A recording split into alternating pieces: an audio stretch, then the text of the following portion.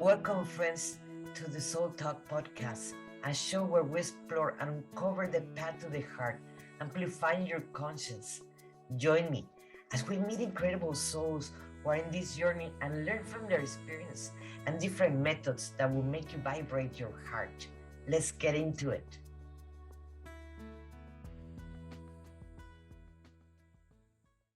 Hello, everyone. This is Monica Ramirez, the Warrior of Love, and you are in Soul Talk. Thank you for being here back with us. And today, I met an amazing woman that she have many modalities that I have not heard, and there's so many there, so helpful for all of us.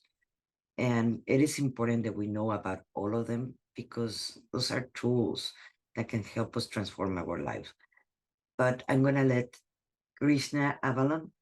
I hope I say it right. Thank you for being here, for accepting my invitation for Soul Talk. And it's nice to meet you. Good morning, Monica. Nice to meet you also.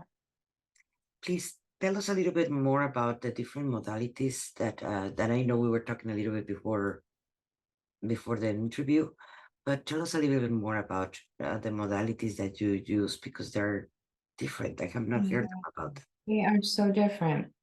You know, Monica, I had been an acupuncturist for a really long time. It was my first love in this life. It's beautiful medicine. I see miracles happen with it all the time, but I just really needed to grow and evolve and change. It's important for me to stay inspired. And I wouldn't say that I was like totally burned out, but I was just very much ready for change because I could do acupuncture like every day with a blindfold on and still like be good at it. So I started hearing about the subconscious mind a few years ago, and then I became obsessed. And I heard about the process that I was trained in. It's called PSYCH-K. It's kind of a dumb name, honestly. I don't like it, but it stands for psychology and kinesiology. The kinesiology is muscle testing. What I love about PSYCH-K is that you are conscious for it, so not like hypnotherapy. And you can not only peacefully unattach from triggers and stresses and traumas, whether they're from the past or right now or the future, but you can also create new beliefs. And so I think that's how PSYCH-K is very special, is because you can create new perceptions in the subconscious mind so that that creation of your life is possible. Because if you have contracted beliefs, and everyone does, about what they feel they are worthy of or deserving of, how much they can trust themselves, how safe it is to be seen, that it's easy to make healthy choices, that they deserve to feel good in their body, you name it. But those are some foundational ones, that they deserve healthy relationships and connections. What you'll do is you'll continue to repeat the same themes and the same stories over and over based on the very limited and contracted beliefs that you have in the subconscious mind. And so for me, there are three things only in this life that I really 1000% trusted and went for it and committed to and never doubted. The first one was acupuncture school. The second one was become a mom. And then the third was this work as a subconscious therapist. So what I did after I did all the trainings during pandemic, and like so many of us had to pivot and shift gears and figure out how to survive and support ourselves and our businesses and our families, is I sought out the woman here in Portland, Oregon that was doing the trainings. And so I did all 3 levels with her here, actually in this house during pandemic. And I had to offer what we do in PSYCH-K is balances. So I offered one particular balance to maybe 15 of my acupuncture patients. And what I saw and heard back from people was so incredible. I already knew for myself that my life was changing and that I knew 100% I wanted to do this work. But I had been an acupuncturist for 17, 18 years already, and I needed to have more proof from the people who come to me and pay me and ask me for help. And so when I got their feedback, that I was able to help them and facilitate in a way with these new tools that I hadn't been able to do, because since pandemic, we're all like different, right? Even if it was like a positive experience with being with our families more, in nature more, or whatever it was, we're all different, right? And so a lot of people don't feel safe in the unknown. They don't feel deserving of rest. They have trauma. And this is the work that has been able to help me facilitate people in a deeper way. So, long answer, but that is my obsession right now. And then I'm currently training in internal family systems. They call it IFS. If you know, you know, because people try to get into this training for like 3-4 years. And I'm in like a class with 50 other therapists. I'm not even a therapist, but with my other training, I'm allowed to be in here. And I was able to get in right away, but it's this very beautiful way of deeper inquiry with the self and how we all create parts. That's the language. So we all have these parts that we've created as protectors to protect the exiled parts of us. And the premise is that we all have a self, a capital S self, that is right there and heal and hold, but these other parts are burdened and they get in the way. And so it's a way of deeper inquiry and getting to know those parts so that self can come through. And so what I've been doing is combining that kind of inquiry and then doing some subconscious work with people. And it's been freaking incredible, to be honest with you. No, I totally understand you. I am a NLP, and I am also a hypnotherapist. So I love the subconscious because I believe also like you that many of the problems reside in there. That's where they begin. That's where they get stuck, and all the programming. But do you work in theta level, or because you mentioned that you do not go as profound as a hypnotherapist? Yeah. In theta levels, that's where you can work with all that, or where do you? Yeah. And I wouldn't even say it's not as profound, it's just different. So, like for me, EMDR didn't work for me, and hypnotherapy didn't work. It's lovely to be in the theta state and very, very relaxed. But what we do in PSYCH-K is we do a little muscle testing to get in clear communication with the subconscious. And then we do what's called a balance. And that varies. There are different balances depending on what the goal is. And then you sit in the balance, you're like basically sitting in a whole brain posture, is what it's called. And depending again on what the goal is of the balance, which balance we're doing, what you're trying to do is get the left and the right hemispheres of the cerebral cortex to communicate clearly. And then when that happens, that's when you can come out of a repetitive stress, a feedback loop, a memory, and just be able to have this new pathway in your mind to have a new experience. So this work definitely creates neuroplasticity. So the brain's ability to have a new experience. It's very, very simple, Monica, which is why I also love it. I'm conscious, it's simple, and it's quick. I do agree with the ones that you see. In fact, I believe today, in fact, I talk about a post about that. And when we start seeing the patterns that we continue repeating the same cycles, even in the same year, in the same month, we continue doing the same cycles. In that moment, when we make it conscious, that's when we can change it. But the problem is that the majority of the human beings, they're not conscious. Even if you try to become the observers, people forget to become the observer and repeating the same patterns, the same cycles that they continue doing. And that's where the change starts.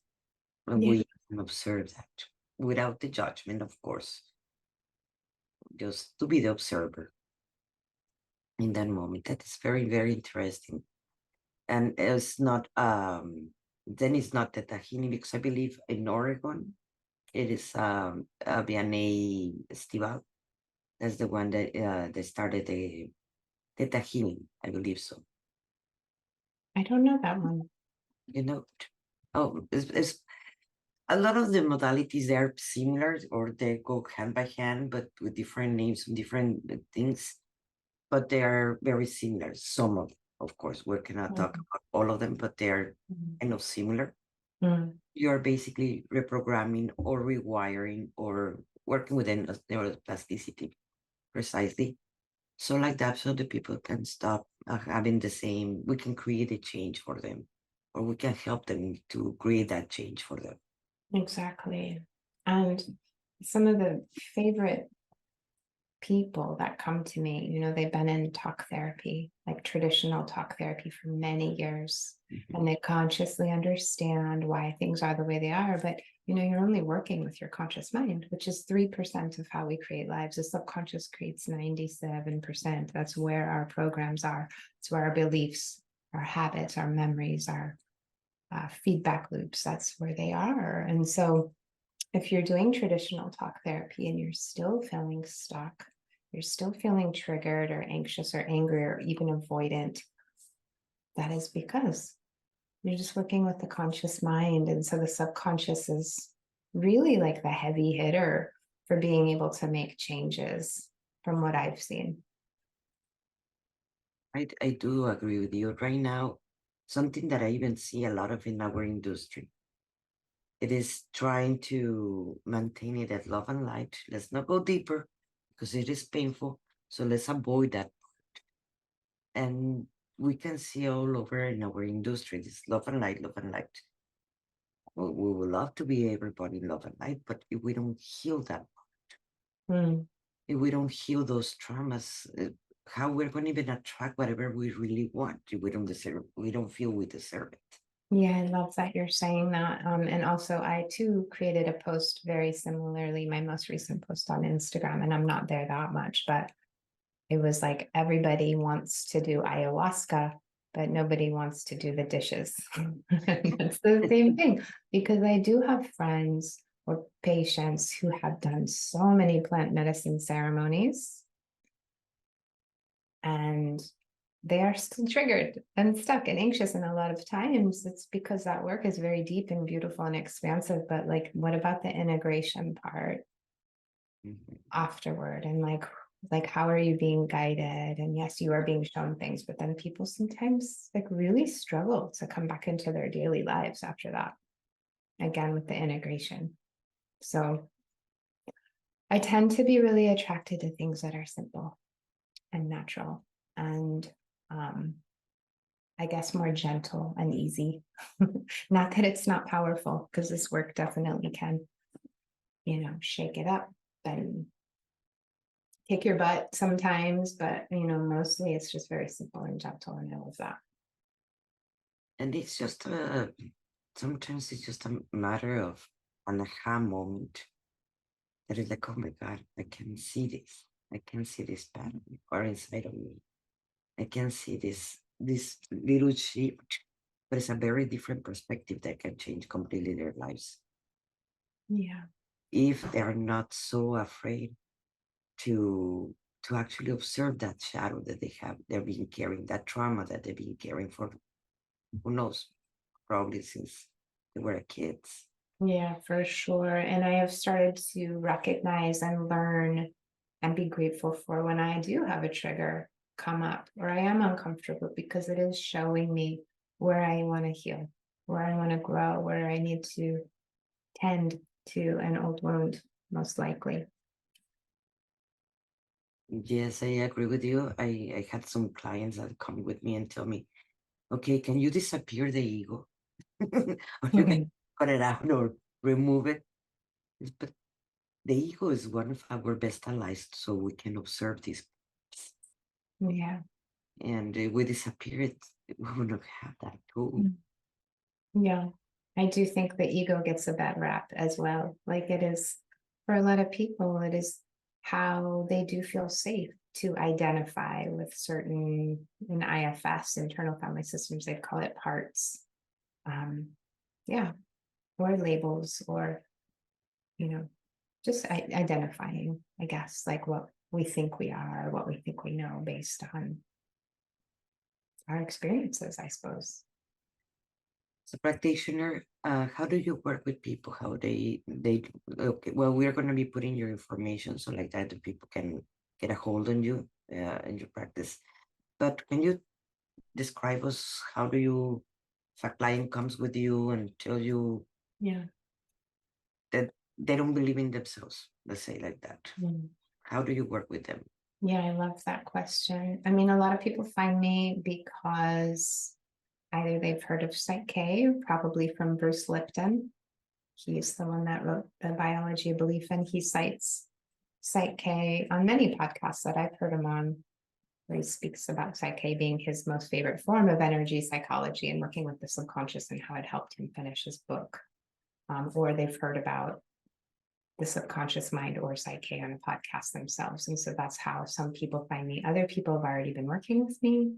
Other people might have found me on Instagram, but they may have already heard of the subconscious, or they're like seeking out, things in my local area, and then they come across my website and they just sort of intuitively know that they need to be here. They're like interested in my work, but they don't really understand it, and that's okay. People can show up just like what you said and say, I don't believe in myself. And that is a great thing to work with PSYCH-K. So we talk about where you feel stuck. Where are you repeating themes? What is like the biggest stress on your mind right now? Even if you think it's dumb or you think it's not your core foundational wound, you can work with anything and you're still going to get where you need to go in the PSYCH-K balance. We'll transform probably a stressor too. One of the balances called the transformation of stress or trauma. I love it because it kind of like clears the slate energetically and makes room. Also just helps you peacefully unattach from stuff that's taking up a lot of headspace. Like, who doesn't have stress? Everyone I know. And so we'll do maybe 2 or 3 balances in a session, but a lot of times it is just like a couple of those. And one balance is a lot. One balance often changes people's lives. But then I also like to, maybe in a single session or up to 3, do what would call goal statement balances. And that's when we talk about what you want. So if you want to have the perception and the belief, I believe in myself, I trust myself, then you do a balance while you're repeating that statement. Or maybe there are a couple of different ways to balance for your goal statement, but you might be repeating that statement while you're sitting in the whole brain posture until you notice what we call a shift. And I would take you through that. We muscle test before and after the balance just to make sure that there's been a shift. It's very simple, but all of a sudden then perhaps you're doing things in your life that you weren't doing before because you were finding all this chatter and self-talk and doubt and all these things getting in your way. And then all of a sudden you're just going dancing by yourself, or you're taking a trip by yourself, or you're, putting yourself on a dating app, or you're speaking your needs. Like, who knows? So the work is often very subtle but powerful. Right. So if all of a sudden you're doing things that you weren't doing before, that's very powerful, but you might not feel like your mind has been blown and your socks have been rocked. You know what I mean? It can be very gentle. Often it is really powerful and obvious and big, but a lot of times it's subtle but powerful. So to answer your question, we talk about where you're stressed, where you've been feeling stuck, and we also talk about what you want. And then I like to do a couple of balances around those things. That is so true. Something that I have encountered, the majority of the people, they do not know what they want. They know 10,000 things what they don't want, but the knowing specifically what they want. The thing is part of the program, the same system. The same system teach them that Yeah, they cannot have it all, or they just have to ask a little bit, not what they really need or want. And so they aren't even thinking what they really want. exactly. And I love that you're saying that, because for one, it's more natural to focus on what you don't want or what you're afraid of. Mhm. You're focusing on the fear, right? For two, the other thing you said for sure is people just think they're worthy and deserving of this much because that's all they've ever experienced and all they've ever known. And I was like that as well. And I'm still growing and I'm still expanding. But this work has helped me understand, I can trust myself. I'm safe to be who I am. I deserve love and acceptance for who I am. It's safe for me to be seen. My voice matters. These are not things I came into this world at all being shown or told. And so I just feel like I wish I would have known about this sooner, but also thank goodness I have these tools. And I bring this up too, because as a parent, It was always very natural for me to be a mama. And it wasn't really until my daughter hit her teenage years, like really around 12, and she's 14 now, that I started having a difficult time or being triggered or questioning myself and like feeling crappy when I mess up and stuff like that. And like, thank God for this work. I'm Yeah, not even sure like how I've been doing so well, like parenting a teenage girl through her darkness. And, these are like the best and the worst of times. And we got through COVID, which is super shitty for her. And um, yeah, so I do help a lot of parents like find more joy in their parenting, more connection, more presence. And that's really cool. that is so true. I I got pregnant when I was 18 years old, and I cannot say the best experience for my first kids was me being a mother as an 18-year-old. Obviously, the more that you grow, it becomes easier becoming a mother because now you want the kid. You're actually got pregnant consciously. Hmm. You knew what you were doing.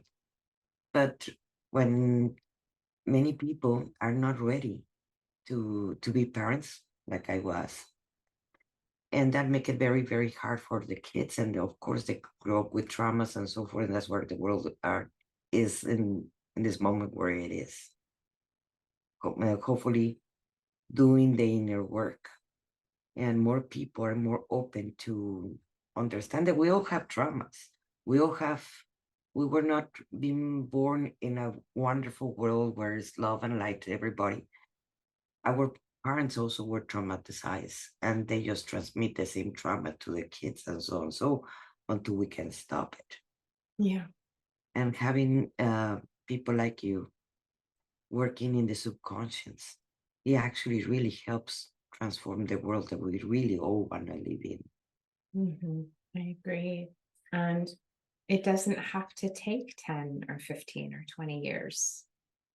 And it doesn't have to be difficult. That's the other big program a lot of people have is like, oh, well, I've been like this for 30 or 40 years. It's going to take a while to do this, that, and the other. Well, okay, but it doesn't have to.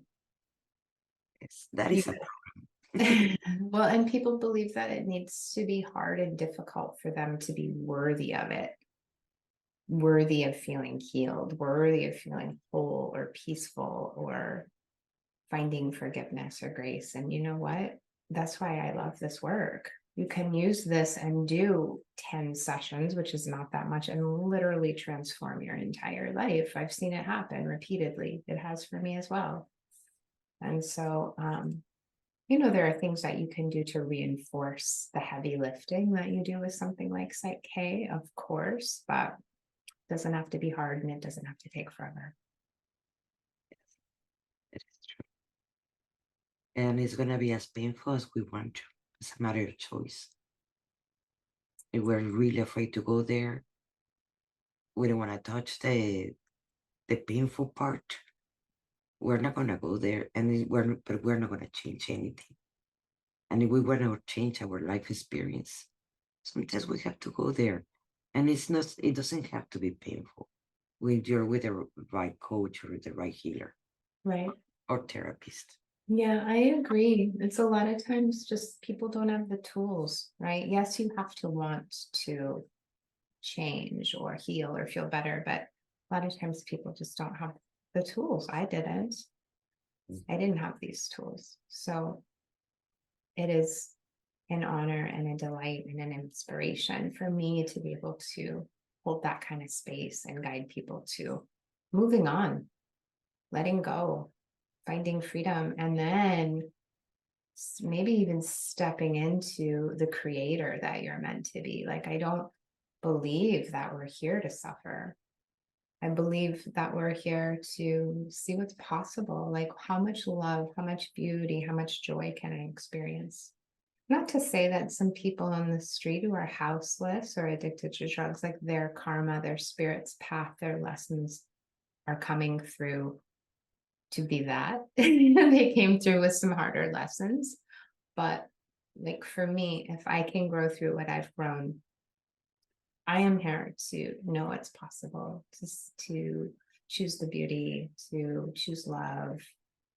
If there is an option to um, walk in that way, I will. I don't believe that we have to suffer to prove that we're a good person.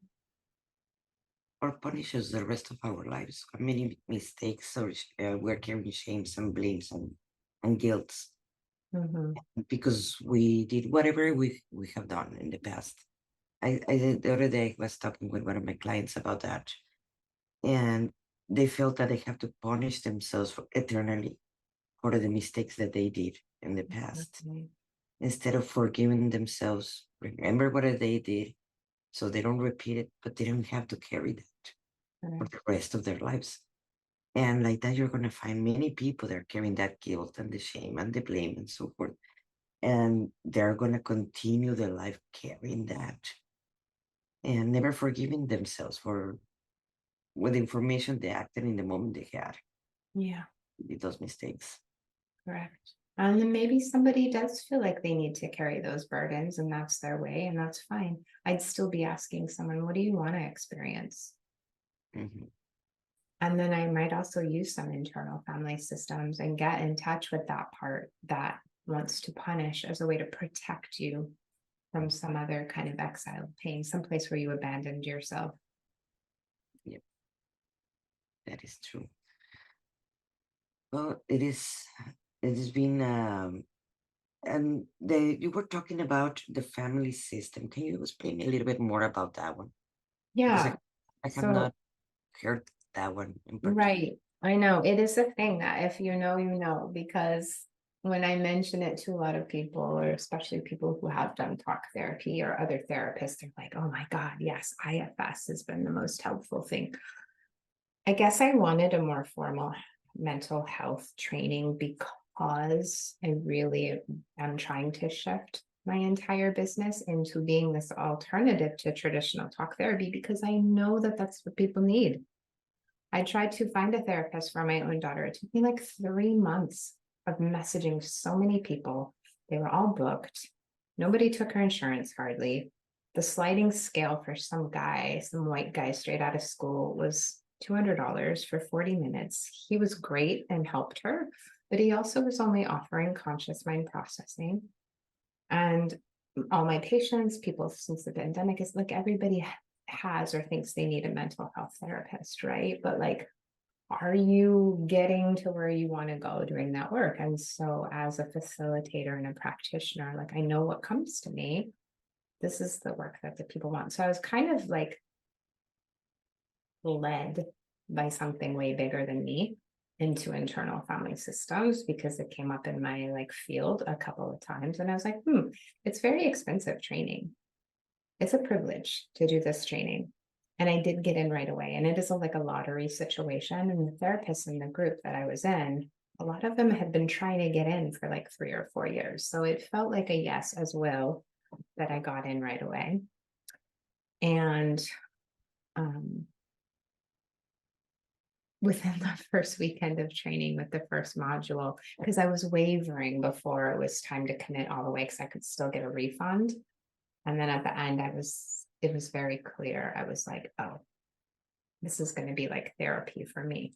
And this is going to be a deeper embodiment for me. And I'm going to hold this framework within myself and then have this extra lens and this new way of inquiry with people because PSYCH-K is wonderful. But for any parts of it that might be bypassy, Hmm. spiritually or otherwise, this is a deeper way of getting into that inquiry and to what they call in IFS is parts. So again, we have manager parts, we have firefighter parts. The manager parts in our society get a lot of cred because they are the ones that get things done for us. But they can also be the bossy, the critical, the dominating, the overworking, high achieving perfectionist type, right? There's just some examples. And then the firefighters are the ones that want to check out, avoid, numb, maybe self harm, basically anything to keep us from the pain of the exile. And we can have many managers, many firefighters, many exiles within our own system. But then again, we all have a capital S self. And the goal of IFS is to get to know these parts, help them unburden from their extreme roles, get them to trust the capital S self, show them who you are now, that you're not still 5-year-old Monica lost in the grocery store, scared, and then trust that so that they can give you space and step back, maybe even step into less extreme roles, more supportive roles for who you are now, so that you can be led with yourself. And what's really beautiful about that work is that it's very self-led of the patient, of the client. So I have this framework that I ideally hold in myself, and I have ways of inquiry, but it's really guided by the client, the patient. And that's very beautiful to me. And it also invites the client or the therapist to be in self energy. And I think that's really beautiful and responsible as well. It is kind of like archetypes or things like that. I'm trying just to understand I better. wouldn't even call it archetypes. It's more just like parts. So our parts will like usually have a place they live in the body, have a way they show up, have an emotion, and it's different for everyone. So you're trying to help people get to know their parts first and foremost. And some people don't want to hear parts language. Maybe it's not for everyone, but for even just working with getting to know a part and then doing a PSYCH-K balance to transform a stress that maybe that particular part deals with, it's been really cool. So yeah, the work that I do is not normal. It's not typical. It's not usual. Most people haven't heard of PSYCH-K unless they've heard a podcast or unless they know Bruce Lipton. A lot of people have never heard of internal family systems. But as far as mental health therapy, and I really think it pretty much sucks in our country anyway, traditional talk therapy. IFS is revolutionary. I do agree. The talk therapy, it do works for the insurance, for the medical industry, but in reality, have not helped many people in this moment. Right. Maybe in the past it did work because that's what we had before, but in this moment, the 15 minutes and you have 5 minutes to finish your session. Yeah. It really does not help. Yeah, And here's another drug, and I'm not saying it doesn't save lives because it absolutely does, but it definitely falls short and fails in just many ways for people. So yes, the medical industry, unfortunately, we need the best medical care, mental health, in at least in this country, in the United States. That because we have it is not so conducive for. Not everything is free. How I can put it? I'm trying to find the best words I can find in this one. Of course, if they go to a therapist and they have insurance, they were gonna get paid. If they go with any of the coaches or healers or people, practitioners like NLP or what you're doing, it's not gonna be covered by an insurance. And unfortunately, with a psychologist or therapist, it might take them 20 years, all their lives, and they're not gonna have results as fast that they yeah, can get it with us. yeah. What's cool about people that I get to work with is if they do have the blessing of an FSA or an HSA, like some tax-free dollars, they can turn in a super bill to see me just because I have other credentialing. But I 100% hear what you're saying. And if you are lucky enough to be able to pay out of pocket for services that are going to support you more than your services covered by insurance. It's like people who choose surgery because it's covered by insurance, but they don't want to spend, you know, $500 to $1,000 getting some acupuncture, and then they can avoid surgery. It's like, it's just a matter of perspective and what's available to you, what's important to you. So And then at the same time, we cannot say anything because everybody's programmed, and part of the program is whatever it is in the medical field. that the insurance covers, that's what it is accepted at the same time. If they can open any of the reviewers, they can open a little bit of their understanding and understand that these kind of techniques are way faster and they go more deeper and they can heal that trauma, that deep pain that they're feeling or the life experience they want to do, they want to create. Yeah. It is way faster with any It's techniques. faster and I feel like it's gentler. Both of these things, like IFS is very much about curiosity and compassion with your own, the self energy. And it's just very loving and very sweet. And I really appreciate that about that framework, that system. This is being very, very interesting. Mhm. And I will be posting her information and the description of this video. So like that, everybody can get a hold on her. And so like that, you can book an appointment because it is this kind of therapies are way faster. And I believe all of us that we started in this, we did first our inner work, we could try with ourselves. So we know it works. So thank you everybody for listening. And this is Monica Ramirez, the Warrior of Love. Thank you.